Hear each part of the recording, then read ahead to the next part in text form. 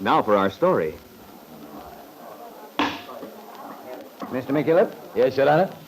Are you ready to present your new testimony? That I am. Then you may call your witness to the stand. Very well. This is Lisa Fenner. Lisa Fenner walked quietly to the witness chair and seated herself.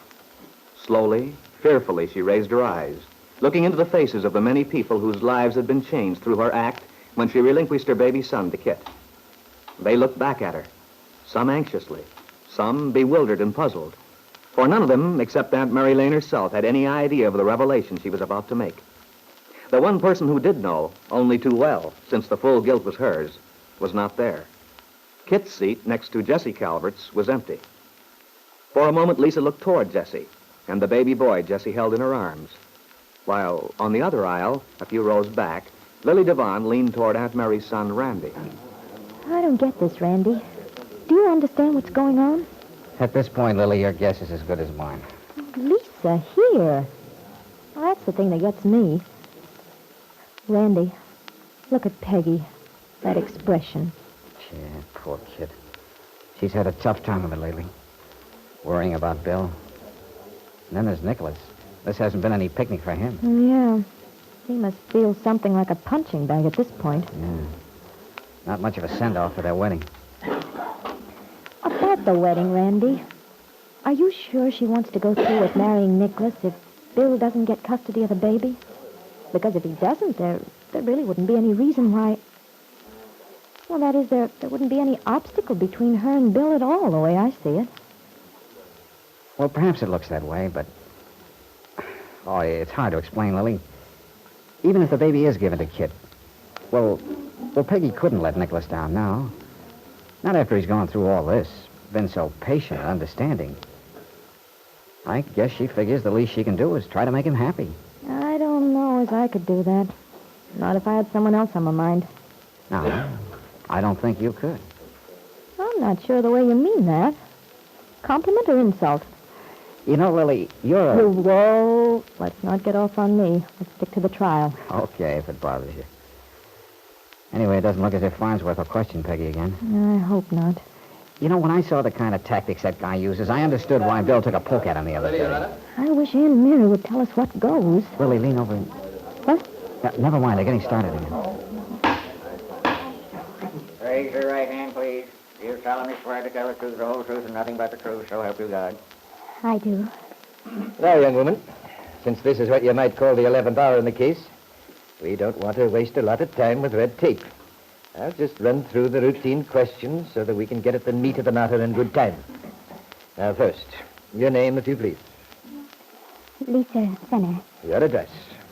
Well, I've been living in Chicago in a friend's apartment at 55 Oak Street. But just now I really haven't an address. You see, I had intended to take the train to New York last night. Then apparently something happened to change your mind. Yes. Are you married? Yes, I'm married. And what is your husband's name? His name is Lance. Lance Fenner. What is your profession, Mrs. Fenner? I'm a dancer. And your husband? Lance is a dancer, too. And you and your husband work together professionally as partners, as a team. Is that correct? That's right. Tell me, Mrs. Fenner, have you and your husband ever been separated? Yes, we have. For how long, please? We were separated for more than a year. And during that time, you didn't see Mr. Fenner at all, huh? No. Where were you living during this period, Mrs. Fenner? Well, most of the time I was in California. In California? Mm-hmm. You were in California when you and your husband decided to go separate ways. Yes, in San Francisco. But you left San Francisco about that time, did you not? Yes, I went to Los Angeles. And eventually returned to Chicago, where you were reunited with Mr. Fenner. Is that how it was? Well, not exactly. You see, it was some time after I returned to Chicago before I saw Mr. Fenner again. Then you did not immediately reach an agreement, a reconciliation. Oh, no. But at the present time, you and your husband have patched up your differences. Is that true, Mrs. Fenner? I don't know, Mr. McKillop. I don't know. Lisa Fenner's voice broke miserably. Did Lance know the truth by now, she asked herself? Had Dell told him after Lisa had stolen out a side entrance the night before, leaving her husband waiting for her in the car in front of Dell's nightclub? And if Dell had told Lance the truth, how did he feel toward Lisa now?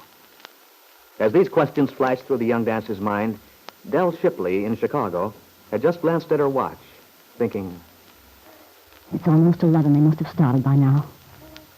If only Lisa doesn't lose her nerve at the last minute. It means so much to so many people if Lisa tells the truth. It's a good thing Mary came up here yesterday. I couldn't do a thing with that girl. Lord knows I tried hard enough, but I guess I haven't Mary's gift for making people see things right. I talked myself blue in the face, but nothing happened. Not a darn thing, except I usually wind up by getting them good and mad at me. If Lisa doesn't fold up at the last minute, get scared, it'll sure throw a bombshell into that trial. Kit palming that youngster off as her own. Ben Calvert running all over town boasting about his grandson. Oh, I'd give a lot to see the old buzzard's face when Lisa tells him that kid is hers. Lance took it pretty hard when I told him last night, finding out Lisa's been deceiving him. Not that he's any angel, he knows that. He made his mistakes, and plenty of them. But to find out your wife has a kid, that you're a father all of a sudden, to be told your son's been given away to another woman, oh, that would be hard to take. The way he looked, I couldn't tell if he was sore at Lisa or whether he understood what she'd been up against. Oh, I wonder if he did go down to Huntsville, and if he did, what's he planning to do?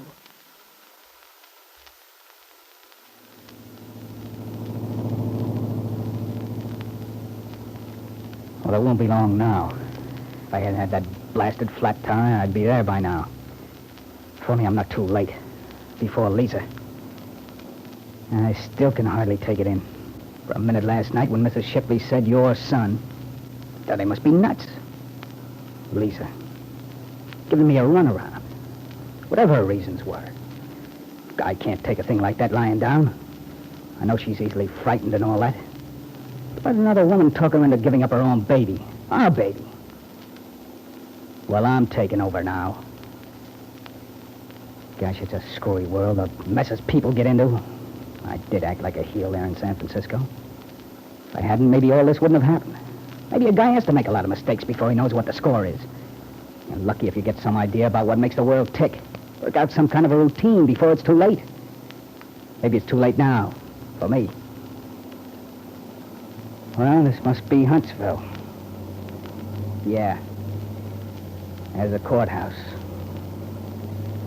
Okay, Fenner. This is it. Here's your chance to show that gang you won't be pushed around. Custody suit or no custody suit. They're in for a big surprise in there. Because I know exactly what I'm gonna do. And there are a few people who aren't going to like it. After Lance Fenner parked his car across from the courthouse, he strode quickly toward the entrance. But Lance was a little late. His wife was already on the stand.